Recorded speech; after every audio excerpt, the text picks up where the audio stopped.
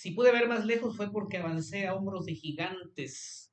Es una frase de Sir Isaac Newton, uno de los más grandes científicos que han existido, para muchos la mente más portentosa que ha producido la ciencia en este planeta en toda su historia. Eh, bueno, él nació en el año 1642. Exactamente no se sabe con exactitud la fecha, si fue el 25 de diciembre o el 4 de enero. Bueno, pero para eso, para efectos de, digamos, de valorar el trabajo de Isaac Newton no es importante. Lo que sí es importante es conocer cuál fue su legado. Y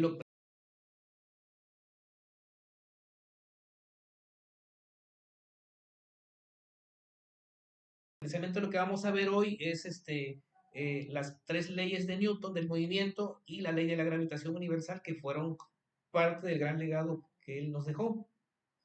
Sin embargo, antes de eso vamos a definir algunos términos que se utilizan en física, que vamos a ir utilizando recurrentemente en algunos análisis.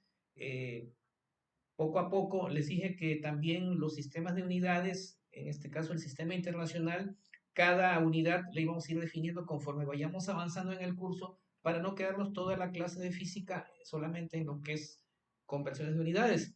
En este caso, la fuerza es todo agente capaz de cambiar el estado de movimiento de un cuerpo, de modificar su estado de movimiento, ya sea que esté en reposo o ya sea que esté en movimiento, como en el caso de estos pequeños vehículos que en este momento están en reposo, pero si los ponemos en marcha se van a mover, y entonces estamos haciendo un cambio porque estamos aplicando una fuerza. En fin, ya sabemos que la fuerza es una magnitud vectorial, es decir, que tiene magnitud, que una unidad seguida perdón, una cantidad seguida de una unidad, y además tiene una orientación, es decir, puede ir hacia el norte, puede ir hacia el sur, hacia el este o hacia el oeste, o inclusive puede tener un ángulo de inclinación, 30 grados, 40 grados, 50 grados, qué sé yo, ¿no?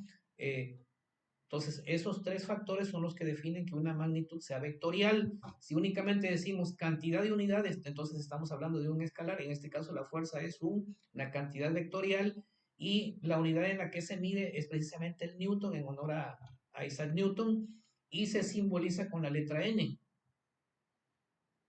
Bueno, otra cantidad que vamos a ver, digamos, en este tema, que es la masa. La masa es la cantidad de materia, se expresa digamos, en el sistema internacional con la letra M, y la unidad en la que se mide la masa es en kilogramos.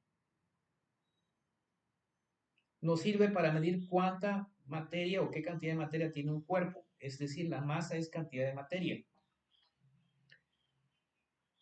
Vamos a ver también, aunque directamente en este momento no vamos a ver el tema del movimiento rectilíneo uniforme ni el movimiento uniformemente acelerado, sí necesitamos tener el concepto de velocidad, porque en función de eso vamos a manejar otro término que se utiliza en la segunda ley de Newton, que es la aceleración. La velocidad es digamos, la distancia recorrida entre el tiempo que transcurre en recorrer una distancia, un determinado cuerpo. Puede ser un automóvil, puede ser una persona, puede ser un animal, puede ser una partícula, puede ser un ente como la luz, por ejemplo, que, bueno, más adelante, si hay oportunidad, vamos a analizar el tema de lo que es la luz. La luz desde el punto de vista física, no desde el punto de vista coloquial, como le llama la gente a la electricidad, sino desde el punto de vista de la física, que es la luz. Sí, acuérdense que estamos en un nivel de bachillerato, y que tenemos que acostumbrarnos a hablar, digamos, lo más técnica o lo más correctamente posible, no como habla el común de la gente. Entonces, para nosotros la luz es en este caso, el efecto de una onda electromagnética, o es una dualidad de onda o partícula, pero que más adelante lo vamos a ver a detalle. Entonces, la velocidad, en conclusión, es la velocidad. La velocidad es la distancia recorrida entre el tiempo transcurrido. Sabemos que la distancia se mide en metros y el tiempo en segundos. Vamos a estar definiendo que todo esto se refiere al Sistema Internacional de Unidades, o SI, eh, para que nos quede más claro. No vamos a hablar en este curso de otros sistemas, a menos que, bueno, por ahí llegar alguna de ustedes a tener alguna duda, con algún problema de alguna conversión del sistema inglés, lo vamos a utilizar.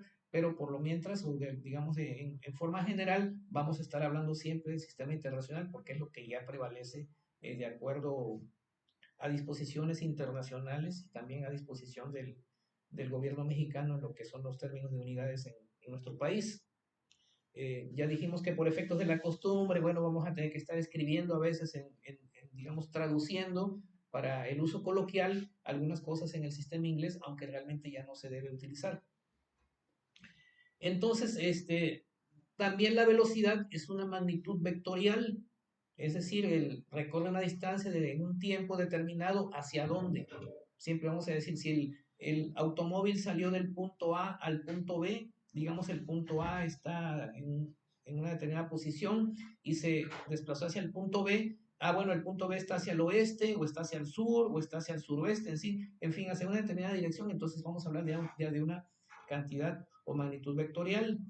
Dijimos que se expresa en metros sobre segundos, o inclusive cuando son velocidades altas, ya se expresa en kilómetros por hora. Esas son las unidades más comunes que nosotros vamos a tener para expresar la velocidad. Ahora bien, la aceleración en física es una magnitud que también es vectorial, porque es una magnitud que depende de la velocidad. Ahorita ustedes no tienen todavía el concepto del cálculo diferencial, pero en sí la aceleración es una derivada, es decir, que depende de los valores o que depende de una función que se llama velocidad.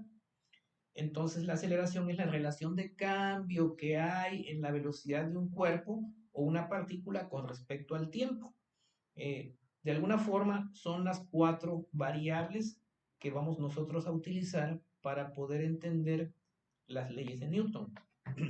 Las leyes de Newton son muy importantes porque a través de ellas se describe lo que es la física, lo que es el funcionamiento de todos los fenómenos físicos que existen en nuestro mundo, en la Tierra como tal. La física de Newton es la llamada física clásica, en la cual están fundamentadas todas las demás físicas que se han desarrollado en lo sucesivo, es decir, digamos, de los años 1600, como dice la canción, en los que él vivió hasta casi finales de 1700, lo que prevalece ha sido el estudio de la física clásica, y a principios del siglo XX se empezó a estudiar la física relativista, la física cuántica, que ya son otros conceptos en donde hay discrepancias con respecto a las leyes de Newton. Pero digamos que para explicar el mundo que nos rodea, todos los desarrollos que existen, que ustedes puedan imaginar, desde los más simples hasta los más complejos, están basados en las leyes de Newton. La ingeniería y la física, digamos, terrestre se basa en las leyes de Newton. Todos los desarrollos que existen de ingeniería civil, mecánica, eléctrica, electrónica, inclusive, están basados en las leyes de Newton. Ejemplo, los puentes, ¿sí? Se utiliza la ley de la inercia, se utiliza la resistencia de materiales, mecánica de fluidos, todo eso está basado en las leyes de Newton. Es un ejemplo, por ejemplo, en un automóvil, cuando analizamos las fuerzas, cuando analizamos la resistencia, cuando analizamos la velocidad, involucramos conceptos de las leyes de Newton. Un avión, por ejemplo, se eleva a cierta altura y rompe la inercia a través de un empuje que vence, digamos, la fuerza de atracción de la Tierra, que es la fuerza de gravedad. También estamos hablando de las leyes de Newton. Es por citar 3 ejemplos, ¿no? Cuando caminamos en la calle también nos desplazamos, nuestro cuerpo ejerce aplica una fuerza sobre el pavimento, y a su vez ejerce una resistencia sobre nuestro cuerpo.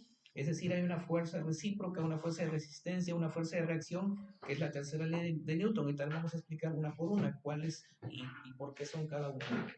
De manera textual, acuérdense que las leyes físicas se expresan de forma literal, es decir, se expresan de forma literal, pero bueno, tenemos también la oportunidad nosotros de decir, yo entiendo qué es esto, porque a veces se nos dificulta entenderlo de manera textual. Por ejemplo, la primera ley de Newton nos dice que todo cuerpo permanece en estado de reposo o en movimiento rectilíneo uniforme, a menos que una fuerza externa actúe sobre él y modifique ese estado de reposo o de movimiento rectilíneo. ¿Qué significa esto? Que un cuerpo va a estar siempre en reposo a menos que alguien aplique una fuerza sobre él, que lo empuje, que lo jale, que lo presione. El objeto va a permanecer en estado de reposo. El estado de reposo hablamos en términos de física newtoniana. Si alguien les comenta por ahí, es que la física relativista dice esto, lo otro, es verdad. Pero ahorita, por el momento, nuestros conceptos están, por eso lo dije al principio, únicamente enfocados a la física newtoniana, es decir, a la física clásica, que es la física que ustedes ven en secundaria. Bueno, entonces dijimos que está en reposo mientras no se aplique una fuerza. Por ejemplo, yo tengo este camioncito, él está en reposo, pero si yo le hago esto, produce una fuerza de empuje sobre él. Y entonces vimos que se movió porque la fuerza que yo apliqué logró vencer la resistencia que el cuerpo, en este caso del camioncito, tiene a cambiar de estado de reposo. Esa fuerza o esa característica que tienen todas las partículas o cuerpos físicos se llama inercia, es decir, toda aquella resistencia que tiene a oponerse a cambiar el estado de movimiento. Puede ser que esté en reposo y yo pretenda moverlo a través de la aplicación de una fuerza, ya sea empujar o jalar o tirar de él, o puede ser que esté también en movimiento y yo aplique una fuerza y entonces en ese momento lo que voy a producir es un cambio de velocidad y eso es lo que llamamos aceleración. Por ejemplo, cuando vemos que mamá o papá va manejando el automóvil y hacen cambios en la velocidad, ¿no? Pues meten primera y alcanzan una velocidad, luego meten segunda y otra velocidad, eso se llama aceleración. Cuando es aumento, es decir, cuando es positivo, se llama aceleración como tal. Y cuando es disminución, es decir, por ejemplo, cuando yo voy a llegar a un semáforo y voy a una velocidad, no sé, un ejemplo de 40 kilómetros por hora y tengo que bajar la velocidad hasta llegar a cero, entonces decelero o desacelero porque aplico una aceleración en el sentido negativo. Entonces, de alguna forma, también estamos actuando y modificando ese estado que tiene el cuerpo, ¿no? Entonces, son dos estados, estado de reposo completo o estado de movimiento rectilíneo, es decir, donde no hay aceleración. Si yo aviento, por ejemplo, una piedra de un punto a otro, no hay modificación de velocidad. Es decir, durante todo el trayecto va a ser la misma velocidad porque no hay ninguna fuerza adicional, en teoría, que esté actuando sobre esa piedra, que en este caso yo lancé hacia el vacío. Ahora bien, esto es desde el punto de vista ideal. En los movimientos en física se analizan desde el punto de vista ideal. ¿Esto qué significa? Que estamos despreciando la acción del viento, de la fricción, de otras fuerzas que sabemos que sí están presentes. Es muy distinto, digamos, para condiciones ideales en las cuales estamos aprendiendo a cuando ya tenemos que analizar pues lo que es una estructura como tal, ¿no? Acabo de hablarles, por ejemplo, de un puente y ahí sí tenemos que utilizar los ingenieros que se dedican a analizar la construcción de puentes o diseño, ahí sí tienen que analizar las fuerzas del viento, la fuerza sísmica, todas las fuerzas que se presentan en un sistema, pero que en nuestro caso solamente van a ser no tomando en cuenta nada de eso, únicamente el impulso original, nada más. Bien, entonces es lo que nos dice la primera ley de Newton, eso que el cuerpo va a estar ahí siempre y cuando nada lo mueva, nada, no haya una presión, no haya una fuerza que lo modifique, ya sea en estado de reposo o que esté en movimiento rectilíneo. Rectilíneo significa, o rectilíneo uniforme significa que no hay aceleración, que su velocidad es constante. También es una condición ideal, porque sabemos que un vehículo, cuando parte de un lugar a otro, pues van a tener que hacer. Hay cambios, no importa que el vehículo sea automático. Cuando es estándar, pues notamos que mamá o papá hacen los cambios en la palanca. Pero cuando es automático, aunque no lo notemos, el sistema o el mecanismo del automóvil lo hace, como la palabra lo dice, automáticamente, sin que aparentemente nos demos cuenta. Bueno, ya cuando tú manejas y te das cuenta que hace los cambios, pero no los haces tú, los hace directamente el sistema. Sin embargo, están presentes. Esto significa que siempre va a haber un cambio y ahí trascendemos a un movimiento que se llama movimiento uniformemente acelerado, pero eso es un tema que vamos a explicar más adelante. Y bueno, dijimos, después de la primera ley de Newton pasamos a la tercera ley de Newton que se llama, o se le conoce como la ley también de reacción. ¿Por qué? Porque cuando nosotros aplicamos una fuerza en alguna partícula, esa partícula a su vez ejerce una fuerza de resistencia hacia nosotros. El ejemplo más claro es, estoy parado sobre el piso de mi casa, de mi recámara, de la sala o del patio, y mi peso está ejerciendo una fuerza sobre el pavimento, sobre el piso, pero a su vez el piso está ejerciendo una fuerza de resistencia, porque si no fuera de esa forma, pues yo me hundiría. Simple y sencillamente, si el piso no ejerciera una fuerza de resistencia, una fuerza de reacción, todo aquello que nosotros colocáramos, pues se hundiría, ¿no? Entonces no habría, sería muy difícil construir de esa manera, ¿no? Por esa razón, los materiales que se utilizan en una vivienda tienen que ser capaces de resistir el peso de todos los muebles, de todos los objetos que se van a colocar dentro de ella, ¿no? Se procura por lo regular no introducir objetos que sean demasiado pesados para que no dañen el piso, ¿no? Y bueno, también no solamente no dañen el piso, sino no haya accidentes. Entonces, ese es, digamos, un ejemplo de cómo actúa la fuerza de reacción. Otro ejemplo podría ser, si ustedes observan en su casa, seguramente, sobre todo encima de las puertas, hay unas, bueno, que se conocen como traves, técnicamente son vigas, que ejercen una fuerza de reacción para cargar el peso del techo. Es decir, el techo ejerce una fuerza, de la gravedad lo atrae hacia el suelo. Sin embargo, la trave o la viga lo que hace es sujetar y evitar que el techo se caiga, ¿no? Igualmente ayudado en este caso por las columnas, que es algo así como la misma función que las vigas, pero lo hace de una forma vertical. Es decir, las columnas están colocadas de forma vertical. Por ahí van a escuchar que los albañiles le dicen castillos, es lo mismo. Los castillos son las columnas. Nada más que, bueno, técnicamente, pues como yo soy ingeniero, tengo que hablar técnicamente. Yo no me oigo mal si me pongo a hablar coloquialmente en esa parte, ¿no? En lo demás, pues no hay problemas.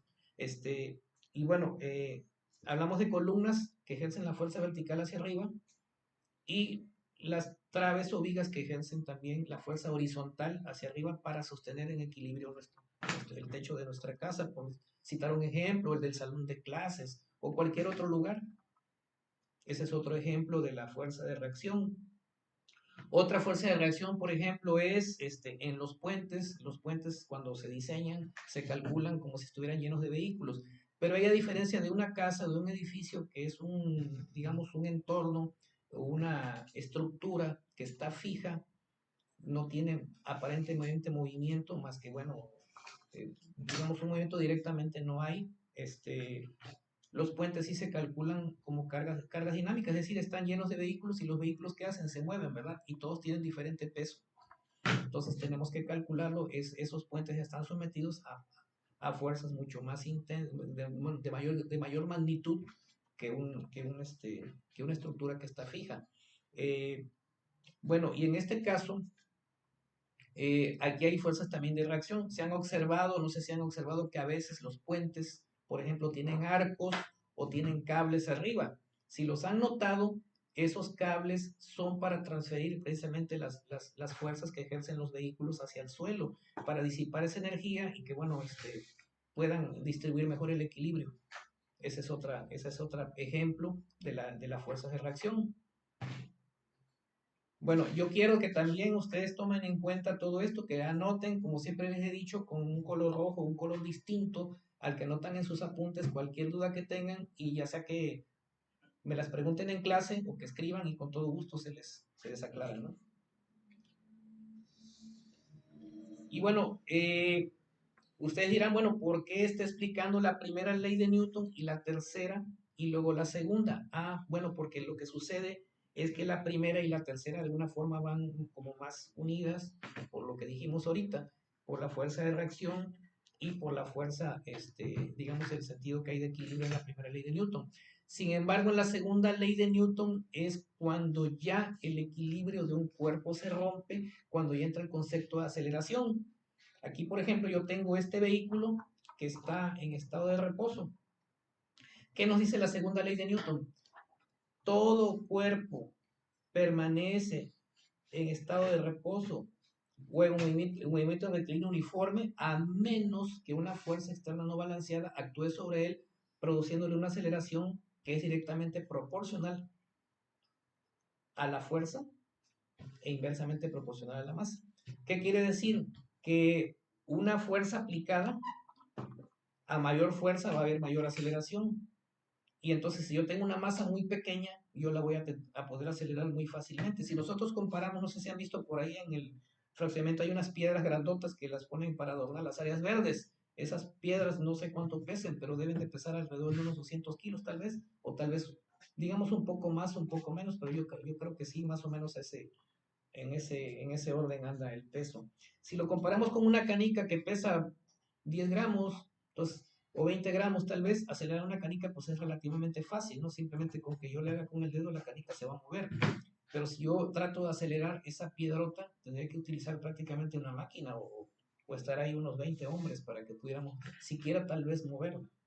Entonces, eso es lo que realmente nos está diciendo la segunda ley de Newton, ¿sí? Que a mayor fuerza, mayor aceleración, y que la masa, pues nosotros para acelerar una masa muy grande, tendríamos que también utilizar una fuerza muy grande, ¿ok? Eso es lo que realmente nos está diciendo. Matemáticamente, la segunda ley de Newton se define como fuerza. La fuerza se define con la letra F y es igual a masa por aceleración, donde F es la fuerza que está dada en newtons, M es la masa que está dada en kilogramos y A es la aceleración que está dada en metros sobre segundo cuadrado. Es una cantidad, como ya dijimos, es una cantidad vectorial. ¿Okay? Y bueno, derivado de esto podemos hacer los despejes. Si yo quiero calcular la masa, pues nada más despejo. Masa es igual a fuerza entre aceleración. Y si yo quiero saber la aceleración, bueno, en este caso despejo la aceleración y digo que es la fuerza entre la masa. Son los tres posibles despejes que tenemos ahí. Ya sabemos que cada una tiene dadas sus unidades en el sistema internacional. Pero, digamos, en resumen, eso es lo que es la segunda ley de Newton. La próxima clase de física, como ustedes estén presentes físicamente, vamos a hacer algunos problemas muy sencillos para que ustedes vayan de alguna forma comprendiendo un poquito más, pues desde el punto de vista de matemáticas elementales, que es la segunda ley de Newton, o inclusive la primera, ¿no? Entonces, tenemos primera, segunda y tercera ley de Newton, que son las tres leyes del movimiento. Esas leyes que Newton descubrió, él las plasmó en un documento que se llama Principios Matemáticos de Filosofía Natural. Ese descubrimiento fue publicado en el año 1687. Y bueno, ayer me preguntaba una alumna que dónde está ese libro. Ese libro de Principios Matemáticos de Filosofía Natural está precisamente en una vitrina en la Universidad de Cambridge, que fue donde Isaac Newton dio clases. Él estudió ahí y bueno, a su tutor, que también se llamaba Isaac Barrow, fue su maestro. En aquel entonces se fundó una cátedra de matemáticas, la Cátedra Lucasiana de Matemáticas, se llama así porque el señor, el que creó la cátedra, se apellidaba Lucas. Y bueno, en honor a él, la cátedra se llama Matemáticas Lucasiana. Digamos, miembro honorario de esa cátedra es una cátedra que es vitalicia, es decir, cuando alguien toma esa cátedra es hasta que fallece. Dentro de los miembros más prominentes de esa cátedra, pues el segundo fue Isaac Newton. No recuerdo los años, pero bueno, fue, yo creo que más de 30 años, fue, digamos, el director de esa cátedra. Y dentro de esa cátedra, precisamente, han existido mentes muy brillantes. Es como una joya de las matemáticas, en donde los que han desarrollado esa cátedra, pues son personas que han sido inclusive premios Nobel, hablamos, o mentes muy prominentes. Les voy a hablar, por ejemplo, de Paul Dirac, que fue premio Nobel de Física. Él descubrió la antimateria, dio clases en Cambridge y también dio clases en la Universidad Estatal de Florida. Y otro que también es un miembro, además de prominente, muy famoso, un vecino ilustre, que es Stephen Hawking. Stephen Hawking pues, fue, digamos, el penúltimo miembro de la cátedra lucasiana. El de actual no lo conozco, no recuerdo su nombre, pero bueno, Stephen Hawking falleció en 2009 y bueno, fue, como les digo, como es vitalicia, es hasta que fallecen. Y bueno, en esa cátedra, él dio clases muchos años y dentro de esto, bueno, los principios están en ese libro que les digo que se encuentra en una vitrina que está en Cambridge, en Inglaterra, precisamente.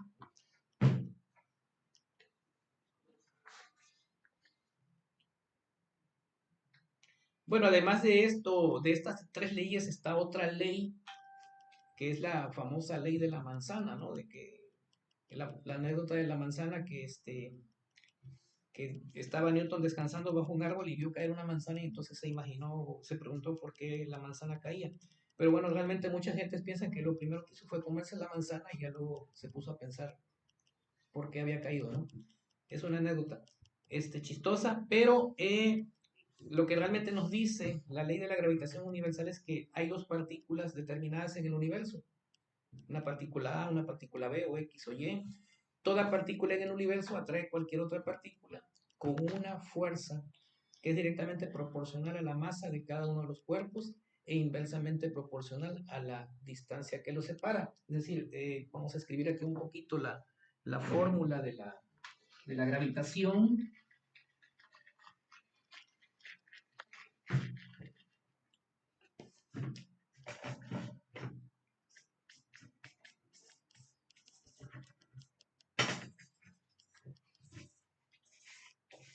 Entonces tenemos F, que es la fuerza, que la vamos a tener de Newton. G es una constante gravitacional, constante. A lo mejor no se ve ahorita que ustedes lo están ahí apreciando en el video, pero cuando vengan seguramente les voy a dar una explicación mejor. Y bueno, M1 y M2 son las masas de los cuerpos. Masas de los cuerpos. Y D es la distancia. ¿Sale? Entonces, esos son los cuatro parámetros con los cuales trabajamos. G, que es la constante gravitacional, es una constante que está basada en una notación científica, 6.67 por esa a la menos 11 newton por metro cuadrado sobre kilogramo cuadrado. Ya seguramente no lo captaron porque es muy rápido, pero sin embargo ya en una explicación física lo pueden captar mejor. M1 y M2 pues son las masas en kilogramos de las partículas en cuestión y de la distancia que estén separadas. Ahora, ¿qué significa esto? Que si yo tengo dos partículas, significa que entre más cerca estén una de otra, la atracción gravitacional va a ser mayor. Un ejemplo, la atracción que ejerce la Tierra sobre la Luna es mucho mayor que la que ejerce sobre Marte o la que ejerce sobre Saturno, porque son cuerpos que están mucho más lejanos. Y esa es una, y desde un punto de vista geométrico, Saturno, por ejemplo, es un planeta de mayor tamaño que nosotros. Entonces es más probable que Saturno atraiga a la Tierra que la Tierra atraiga a Saturno. ¿Por qué? Porque su masa es mayor. En el caso de la Tierra con la Luna, pues es al revés. La Tierra es un cuerpo mayor que la Luna. Entonces ahí sí la Tierra directamente va a tender a atraer a la Luna. Bueno, las contribuciones de Isaac Newton fueron enormes, fueron, se podría decir, inconmensurables. Inconmensurables quiere decir que no tiene, que no hay una manera de medir lo que es infinito. Es decir, es el mayor portento que ha producido la ciencia en toda la historia. Considerando, bueno, ayer le comentaba a las chicas que, bueno, en la época de él pues no había tecnología, no había telescopios, bueno, los telescopios que existían eran muy primitivos, no había tecnología digital, no había computadoras, no había celulares, no había satélites, no había televisión. Se puede decir que en gran medida todos los desarrollos que han existido en la física clásica, Newton tuvo que ver con ellos, tal vez a excepción de la electricidad, porque bueno, él murió en 1727 y las primeras investigaciones formales de la electricidad empezaron alrededor de 1750, es decir, casi 30 años después. Tal vez con la electricidad es donde poco tuvo que ver. Sin embargo, cuando ustedes lleguen a física de preparatoria, o si alguna de ustedes o alguno de ustedes llega a estudiar una carrera, sobre todo de ingeniería eléctrica o electrónica, se van a dar cuenta que hay una ley que se llama la ley de Coulomb. Y en la ley de Coulomb, conceptualmente, es muy parecida a la ley de la gravitación universal, porque en la ley de la gravitación universal habla de masas, y en la ley de Coulomb habla de cargas eléctricas, pero de alguna forma el factor K, es decir, la constante, y el factor de la distancia están presentes, también es el cuadrado de la distancia. Las cargas se atraen o se repelen con una fuerza que es directamente proporcional al producto de sus cargas e inversamente proporcional al cuadrado de la distancia que las separa. Realmente es lo mismo. Obviamente lo que sí cambia es la constante, porque allá es 9 por 10 a la 9 y aquí es 6.67 por 10 a la menos 11. Pero desde el punto de vista del concepto es prácticamente lo mismo. Es decir, que Coulomb de alguna forma tuvo la brillantez de analizar la ley de Newton y la aplicó también en la electricidad y bueno, realmente eso se cumple porque eso se ha comprobado en laboratorios que así es. Y bueno, por mi parte, es la explicación que tengo en cuanto al tema. Cualquier duda que ustedes tengan al escuchar o al ver el video, por favor escríbanla, ya sea que les estén a través de un correo, de un mensaje o presencialmente para poder aclarar la duda. Con todo gusto. Y también vamos a hacer algunos problemitas ahí sencillos y demostraciones para que ustedes vean que muchas de esas cosas, o más bien todas las cosas que se dicen en física, se cumplen en la vida.